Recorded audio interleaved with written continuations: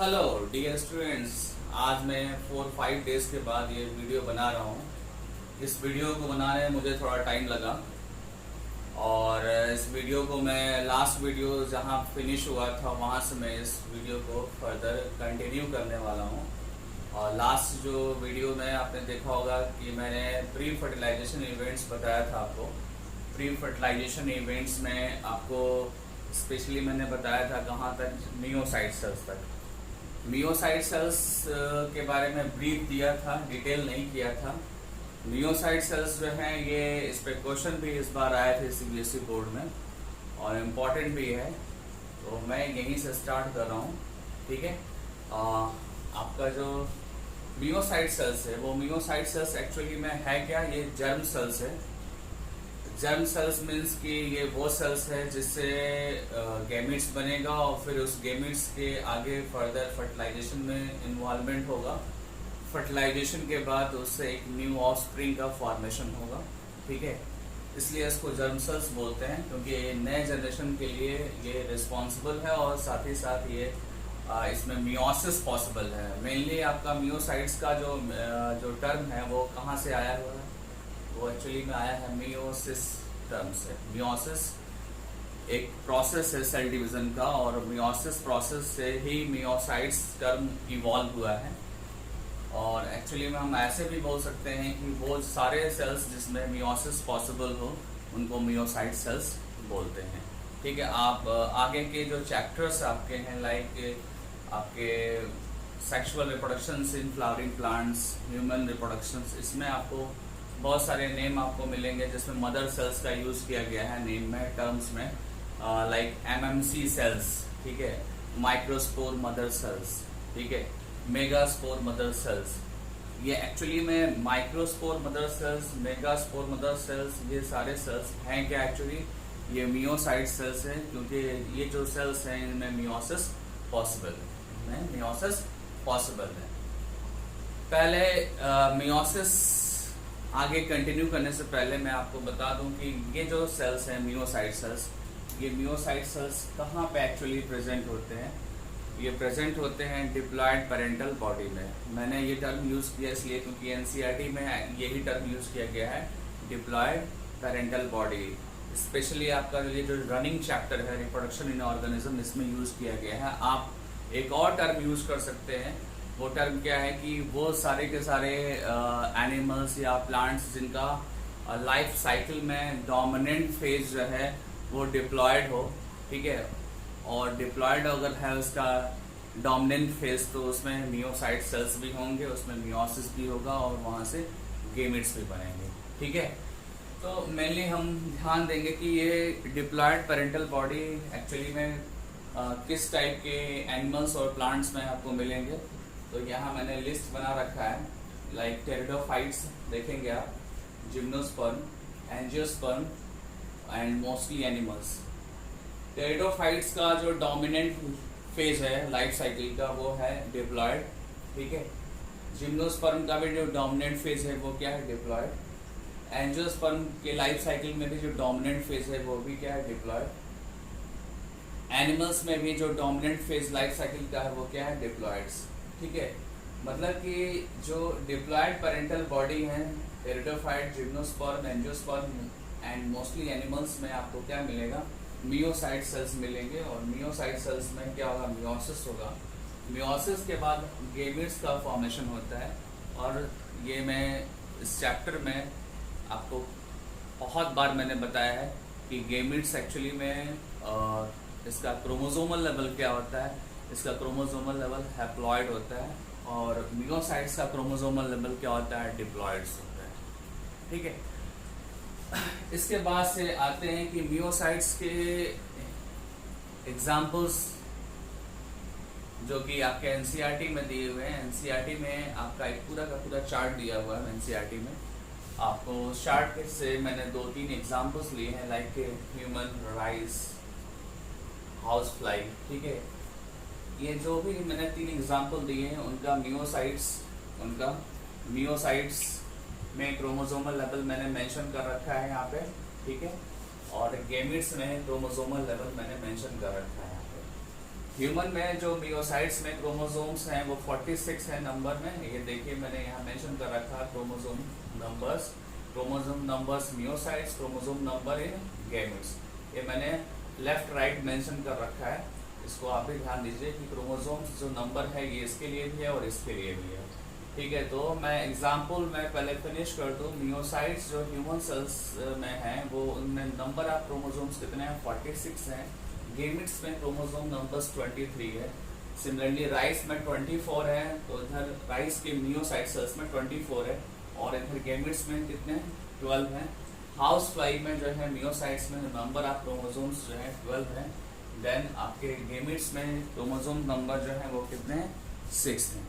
तो ये आपका मियोसाइट्स का डिस्कशन हो गया। अब आपको मैं बताऊं कि आप एनसीईआरटी का एक टेबल है, उसमें कुछ और भी एग्जांपल्स आपको मिलेंगे और वो एग्जांपल आप एज ए होमवर्क की तरह आप करेंगे उसको, और अगर नहीं आएगा तो मेरे से आप व्हाट्सएप नंबर पर मेरे उस क्वेश्चन को पूछेंगे कि पर्टिकुलर किस एग्जांपल में क्रोमोसोम नंबर मियोसाइट्स में कितना है, फिर गैमेट्स में कितना है। ठीक है, ओके। अब इसके बाद हम स्टार्ट करेंगे। तो मैं ये बता रहा था आपको कि जो नेक्स्ट टॉपिक है वो है आपका गेमेट ट्रांसफ़र। और गेमेट ट्रांसफ़र में सबसे पहले मैं आपको बताऊं कि गेमेट ट्रांसफ़र इसलिए होता है क्योंकि फर्टिलाइजेशन पॉसिबल हो सके, फर्टिलाइजेशन ऑफ सिंगेमी पॉसिबल हो सके। क्योंकि फर्टिलाइजेशन में दोनों जो गेमेट्स हैं आपके, मेल और फीमेल गेमेट्स, दोनों की रिक्वायरमेंट्स होती है और गेमेट्स का ट्रांसफ़र जो है वो ऑर्गेनिज्म टू ऑर्गेनिज्म वैरी करता है। ठीक है, जैसा कि एनसीईआरटी में मेंशन किया गया है उसके अकॉर्डिंग अगर चला जाए तो एनसीईआरटी में मेंशन है कि मोस्टली जो ऑर्गेनिजम्स होते हैं उनमें ये होता है कि मेल गेमेट्स जो होते हैं मोटाइल होते हैं और फीमेल गेमेट्स नॉन मोटाइल होते हैं। ऐसा ह्यूमन में भी है। ठीक है, ह्यूमन में भी ऐसा ही है कि जो स्पर्म होता है मूव करता है, ओम जो है वो भी डक्ट में होता है और वहीं पे फर्टिलाइजेशन हो जाता है। ठीक है, फिलहाल एनसीईआरटी के एग्जांपल्स पर हम फोकस करें तो एनसीईआरटी के एग्जांपल जो है मोस्टली ऑर्गेनिज्म में जो मेंशन कर रखा गया है वो क्या है, एल्गी है, ब्रायोफाइट्स है, टेरिडोफाइट्स है। ठीक है, इसमें आपको मेल गेमेट्स जो है मोटाइल मिलेंगे। ठीक है, आपको ये भी बताऊं कि जितने भी लोअर प्लांट्स होते हैं या आप बोल सकते हैं लोअर प्लस सेमी लोअर, ठीक है, मतलब कि थैलोफाइटा, टेरिडोफाइटा, ब्रायोफाइटा, इनको जो है फर्टिलाइजेशन के लिए गेमेट्स ट्रांसफ़र के टाइम पर वाटर मीडियम की ज़रूरत होती है। वाटर के हेल्प से एल्गी, ब्रायोफाइट, टेरिडोफाइट्स के मेल गेमेट्स जो है वो अपना प्लेस चेंज करते हैं, जैसा कि मैंने प्रीवियस ऑनलाइन क्लासेस में मैंने आपको बताया है। जब आपका प्लांट किंगडम चैप्टर पर चल रहा था तो वहाँ बताया था मैंने कि थैलोफाइटा, जिम्नोस्पर्म,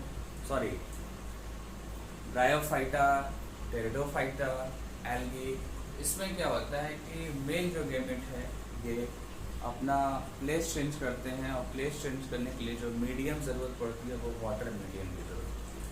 ठीक है, एक पॉइंट है आपका बहुत ही इम्पॉर्टेंट है कि जब मेल गेमेट्स मूव करते हैं वाटर मीडियम में तो बहुत सारे मेल गेमेट्स होते हैं, और ऐसा इसलिए है क्योंकि जब गेमेट्स मूव करते हैं तो बहुत सारे लॉस भी हो जाते हैं और कुछ ही ऐसे गेमेट्स बचते हैं जो एग सेल तक या फीमेल गेमेट तक पहुंच पाते हैं। ठीक है, तो नेचर ने इस प्रॉब्लम को कॉम्पनसेट करने के लिए क्या रखा है कि मेल जो गेमेट्स हैं उनके नंबर्स ज़्यादा बना रखे हैं as compare to female gametes.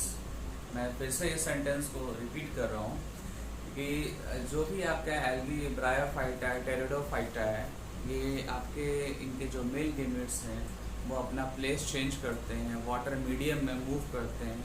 और वाटर मीडियम का मतलब कि कुछ भी हो सकता है, कोई भी वाटर बॉडीज़ हो सकता है। जब वो मूव करते हैं तो बहुत सारे मेल गेमेट्स का लॉस होता है। ठीक है, वो अपने प्रॉपर डिस्टेनी पे, प्रॉपर प्लेस पे पहुंच नहीं पाते हैं और उस पहुंचने से पहले बहुत सारे डिस्ट्रॉय हो जाते हैं। सर्टन मेल गेमेट्स जो है वो वहाँ तक पहुँचते हैं। और ये लॉस को ओवरकम करने के लिए नेचर ने क्या किया है कि एल्गी, ब्रायोफाइटा, टेरिडोफाइटा में मेल गेमेट्स है जो नंबर है वो ज़्यादा बना रखे हैं, ठीक है।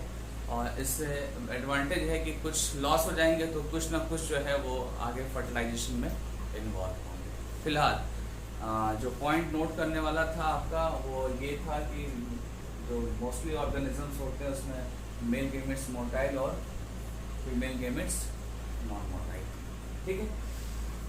सेकेंड जो है वो पॉइंट ये है सीड प्लांट्स। मैं इसको छोड़ रहा हूँ सेकेंड लाइन को, और थर्ड लाइन को पहले डिस्कस करूँगा, फिर इसको डिस्कस करूँगा मैं।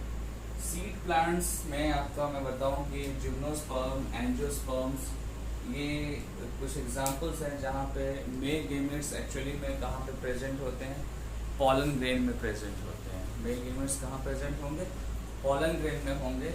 और एक्चुअली में मेल गेमेट्स नॉन मोटाइल होता है, पॉलन मूव करता है, ठीक है। पॉलन मूव करेगा कैसे, आप सबको पता है, पॉलिनेशन प्रोसेस के थ्रू वो मूव करेगा, ठीक है। और उसी पॉलन के अंदर मेल गेमेट्स होंगे। और आगे के लेक्चर्स में आपको इसका डिटेल भी मिलने वाला है, क्योंकि नेक्स्ट जो चैप्टर आपका है sexual reproduction in flowering plants. फिलहाल ये दिमाग में रखिएगा कि जो जिम्नोस्पर्म और एंजियोस्पर्म है उसमें मेल गेमेट्स एक्चुअली में कहाँ पे हैं, वो पॉलन ग्रेन्स में है, ठीक है। पॉलन ग्रेन्स मूव करते हैं, मेल गेमेट्स नहीं मूव करते हैं, ठीक है। अब आते हैं एक्सेप्शन पे। तो एक्सेप्शन क्या है आपका, एक्सेप्शन ये है कि कुछ ऐसे एग्जाम्पल हैं जहाँ पे आपको मिलेगा मेल और फीमेल गेमेट्स दोनों क्या है, मोटाइल हैं, लाइक फंगस और एल्गी। ये दोनों क्या है, यहाँ पे दोनों गेमेट्स जो है मोटाइल है। और आपको ये मैंने बताया भी है बायोलॉजिकल क्लासिफिकेशन चैप्टर में, फंगस के बारे में बताया था आपको, और एल्गी आपको बताया था प्लांट किंगडम में बताया था, ठीक है। तो ये आपका मैंने डिटेल किसका किया, गेमेट ट्रांसफर टॉपिक को डिटेल किया। नेक्स्ट टॉपिक आपका क्या है, पॉलिनेशन है। और पॉलिनेशन में मैं आपको बताऊं कि सिंपली आप जो इसका जो डेफिनेशन है जूनियर क्लासेस में जो पढ़ा है वही डेफिनेशन यहाँ यूज़ होगा। होता है क्या है पॉलिनेशन, पॉलिनेशन में एक्चुअली में पॉलन ग्रेन्स जो हैं वो एंथर से रिलीज होते हैं आफ्टर मैचुरेशन, और रिलीज होने के बाद से वो डिफरेंट मीडियम के थ्रू वो स्टिग्मा के सरफेस पे जाते हैं, और स्टिग्मा के सरफेस पे जाकर फिर वो जर्मिनेट करते हैं। पॉलन ग्रेन्स जर्मिनेट करने के बाद से वो ओव्यूल्स तक जाते हैं, ओव्यूल्स के अंदर जाते हैं, ओव्यूल के अंदर एम्ब्रियो सैक होते हैं, एम्ब्रियो सैक में एग सेल्स होते हैं, और एग सेल्स में से जाकर वो पॉलन ग्रेन्स के जो गेमेट्स हैं वो फर्टिलाइज करते हैं, ठीक है। वैसे पॉलिनेशन में आप सिंपली ये बताना रहता है आपको कि transfer of pollen grain from anther to the stigma surface, यही क्या है आपका पॉलिनेशन है। लेकिन इसके बाद जो है पॉलन ग्रेन का जर्मिनेशन होता है, देन पॉलन ट्यूब फॉर्मेशन होता है, देन आपका फर्टिलाइजेशन होता है, ठीक है। पॉलिनेशन जो टॉपिक है आपका ये ज़्यादा डिटेल आपको मिलेगा कहाँ पे, next chapter sexual reproduction in flowering plants. यहाँ पे थोड़ा ब्रीफ दिया हुआ है और ब्रीफ ही मैं बताऊँगा यहाँ पे। और सबसे पहले तो हम पॉलिनेशन को क्लासीफाई कर लें। पॉलिनेशन में दो टाइप हैं आपके दिख रहे हैं यहाँ पे, सेल्फ पॉलिनेशन और क्रॉस पॉलिनेशन, ठीक है। तो सेल्फ पॉलिनेशन को एक्चुअली में हम बोलते क्या है, ऑटोगेमी। इसका जो सेकेंड नेम है वो क्या है, ऑटोगेमी, ठीक है। एंड क्रॉस पॉलिनेशन को बोलते हैं एलोगमी, ठीक है। दोनों कहाँ होते हैं, क्या डिफरेंस है, उसका ब्रीफ दे रहा हूँ मैं। सेल्फ पॉलिनेशन जो होते हैं वो हमेशा जो है बाइसेक्सुअल फ्लावर्स में होते हैं। बाइसेक्सुअल फ्लावर्स आर प्लांट्स, और बाइसेक्सुअल का मतलब है कि यहाँ पे वो फ्लावर्स जिसमें मेल और फीमेल दोनों जो है, या वो प्लांट जिसमें मेल और फीमेल रिप्रोडक्टिव ऑर्गन्स प्रेजेंट हो। और बाइसेक्सुअल को ही एक दूसरा नाम हम टेक्निकली देते हैं, वो क्या है, मोनोसियस। क्या देते हैं, मोनोसियस। वो मैंने मेंशन कर रखा है, जैसे एनसीईआरटी में मोनोसियस का एग्जांपल पी प्लांट्स दे रखा है, उसमें मेल और फीमेल रिप्रोडक्टिव ऑर्गन्स दोनों प्रेजेंट होते हैं, ठीक है। और दोनों प्रेजेंट होंगे तो दोनों क्या होगा, दोनों में इजीली जो है फर्टिलाइजेशन या पॉलिनेशन बहुत इजी होगा, और एक्चुअली में सेल्फ पॉलिनेशन में पॉलिनेशन का बहुत बड़ा रोल नहीं होता है, माइनर रोल होता है। जो पॉलिनेशन का ब्रॉड जो रोल दिखेगा आपको वो कहाँ पे दिखेगा, क्रॉस पॉलिनेशन में दिखेगा। क्योंकि क्रॉस पॉलिनेशन में क्या होता है कि डाइसियस प्लांट्स होते हैं, और डाइसियस का मतलब यूनिसेक्सुअल, मतलब कि एक जो आपका प्लांट होगा वो मेल रिप्रोडक्टिव ऑर्गन कंटेनिंग उसके अंदर फ्लावर्स होंगे, और दूसरा जो प्लांट होगा उसके अंदर आपका फीमेल रिप्रोडक्टिव ऑर्गन्स वाले फ्लावर्स होंगे। तो मतलब दो अलग अलग प्लांट्स हैं और दोनों में अलग अलग सेक्स ऑर्गन हैं, तो वहाँ पे पॉलिनेशन का एक बड़ा मतलब निकलता है। ठीक है, जो मेल है, मेल साइड से जो पॉलन ग्रेन आते हैं वो आएंगे फीमेल्स प्लांट के स्टिग्मा पे आएंगे, और वहाँ पे जाकर उनका पॉलिनेशन होगा, और फिर पॉलिनेशन के बाद जैसा कि फर्टिलाइजेशन वगैरह होता है वो होगा। ठीक है, हाँ, यहाँ पॉलिनेशन मैं बता दूँ कि पॉलिनेशन के डिफरेंट टाइप्स हैं।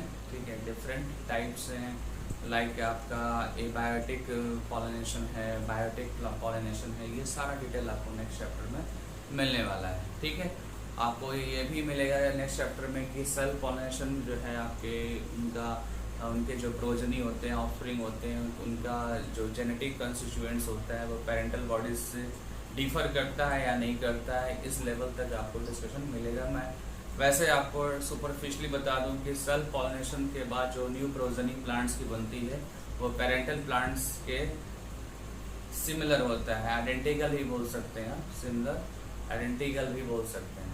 ठीक है, क्योंकि एक ही बॉडी से दोनों गेमेट्स निकल रहे हैं, तो वहाँ पे बड़े डिफरेंस आपको नहीं देखने को मिलेंगे। ठीक है, वहाँ पे वेरिएशंस या वैरायटीज़ का आप नहीं सोच सकते हैं। बट जब क्रॉस पॉलिनेशन आप बताते हैं तो क्रॉस पॉलिनेशन में क्या होता है कि एक प्लांट का पॉलन जो है दूसरे प्लांट के स्टिग्मा पे जाता है। ठीक है, और वहाँ पे एक बड़ा आपको वेरिएशन दिख सकता है उसके प्रोजनी।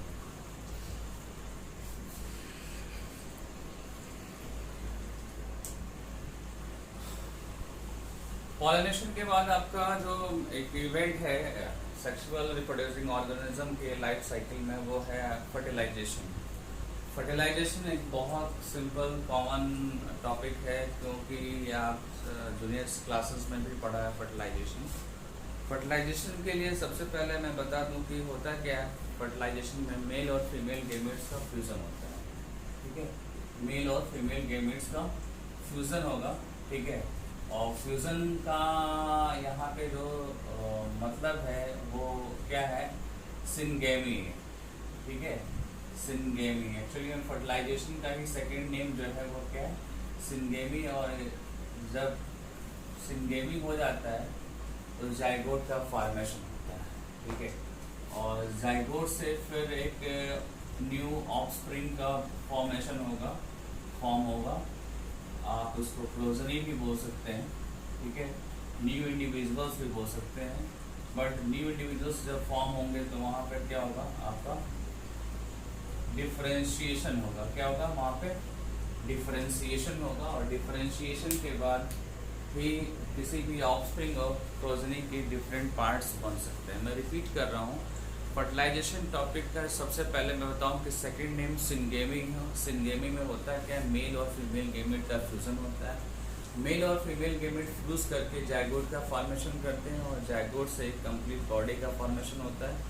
ठीक है, कंप्लीट बॉडी या ऑफस्प्रिंग या प्रोजनी बोलेंगे, बट हर एक प्रोजनी या ऑफस्प्रिंग में डिफरेंट पार्ट्स होते हैं, डिफरेंट टिश्यूज होते हैं। तो वहाँ पे डिफरेंट पार्ट, डिफरेंट टिश्यूज के डिफरेंट फंक्शंस होते हैं, और उसके लिए क्या करना होता है, जाइगोट को डिफरेंशिएट करना होता है, डेवलप करना होता है, ग्रोथ करना होता है, डिवीज़न करना होता है, फिर जाके एक न्यू ऑफस्प्रिंग का फॉर्मेशन होता है। आगे जो टॉपिक है उसको बताने से पहले मैं आपको बताऊं कि फर्टिलाइजेशन में जो आपने लाइन ध्यान दिया है मेल और फीमेल गेमेट, ये जो है लाइन आगे काम आने वाली, क्योंकि आगे जो है एक इसी से रिलेटेड एक टॉपिक है पार्थिनोजेनेसिस।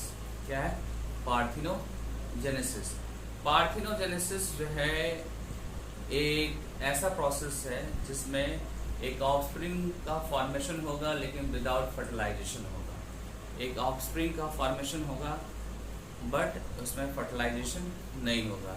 आप इस लाइन को आप दूसरे तरीके से भी मेंशन समझा सकते हैं, जैसे कि आप ये बोल सकते हैं कि सेक्सुअल पार्थेनोजेनेसिस जो प्रोसेस है ये एक तरीके का एसेक्सुअल रिप्रोडक्शन है। ये क्या है?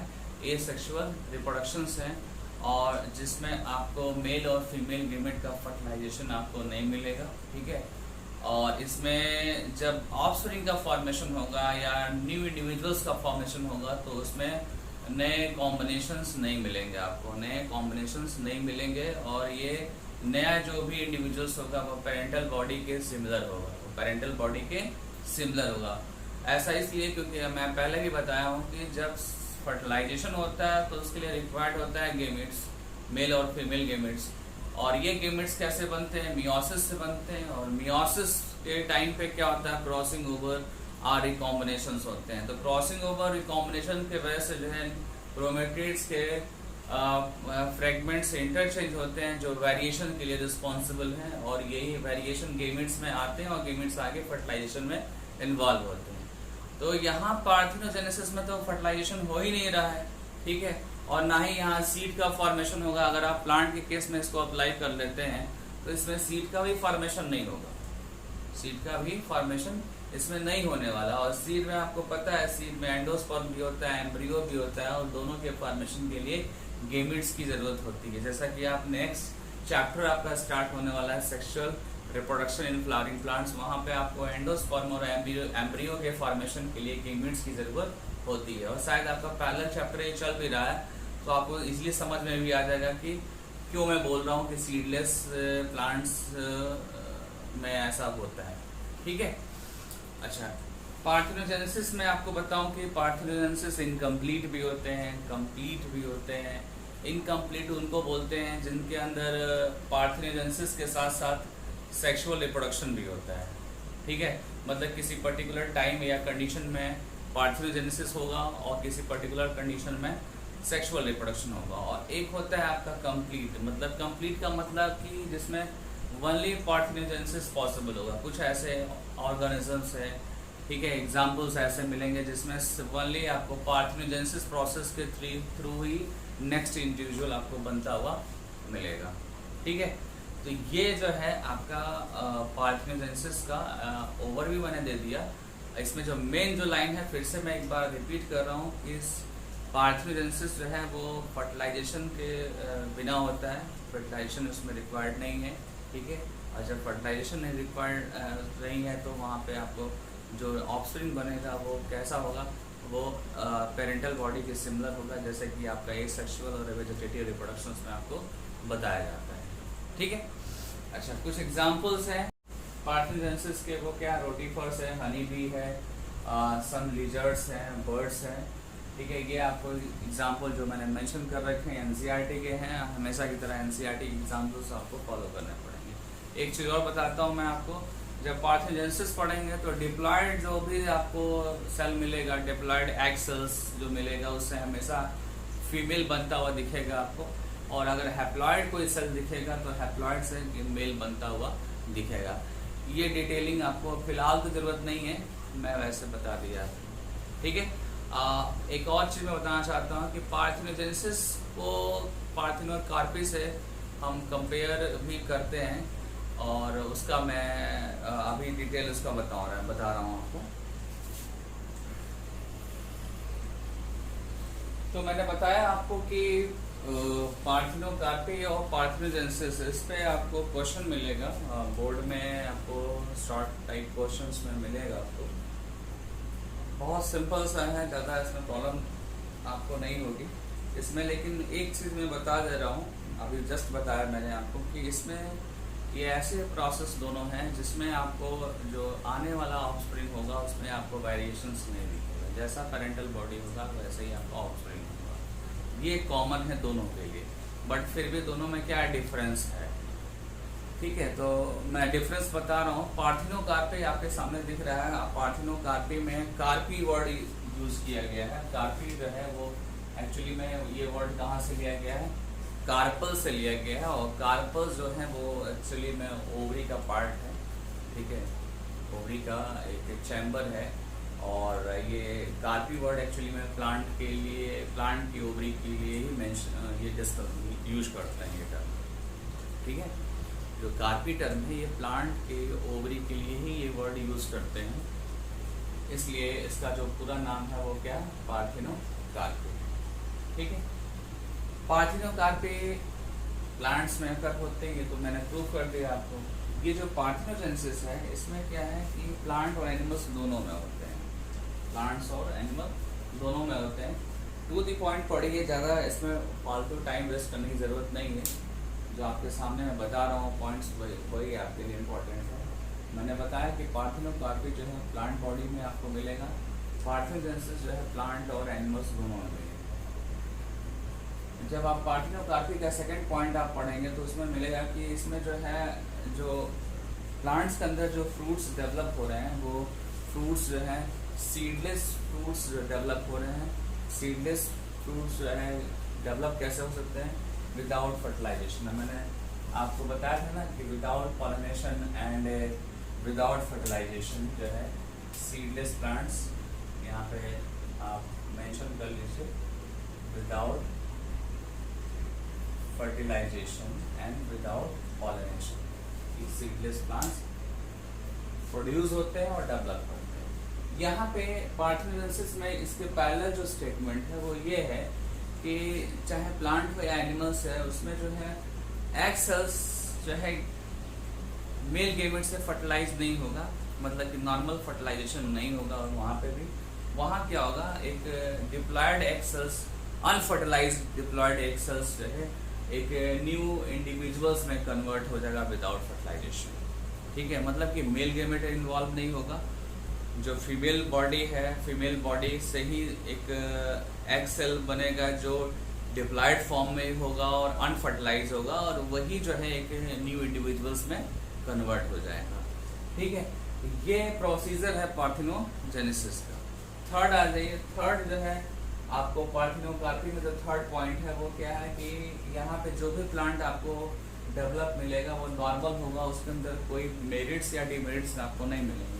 बट पार्थिनोजेनेसिस प्रोसेस के थ्रू जो भी आपके एनिमल प्लांट्स होंगे, ठीक है, प्लांट्स में तो इम्यून सिस्टम डायरेक्ट डिस्कस नहीं कर सकते हैं, बट एनिमल्स में आपको मिलेगा कि वो एनिमल्स जो पार्थिनोजेनेसिस से फॉर्म हो रहे हैं वो उनकी इम्यूनिटी थोड़ी कम होती है, वो वीक होते हैं, ठीक है। एग्जाम्पल्स की बात करें तो एग्जाम्पल्स इसमें पार्थिनोकार्पी में बनाना, पाइनएप्पल, एप्पल, टोमेटो, गुआवा, ठीक है।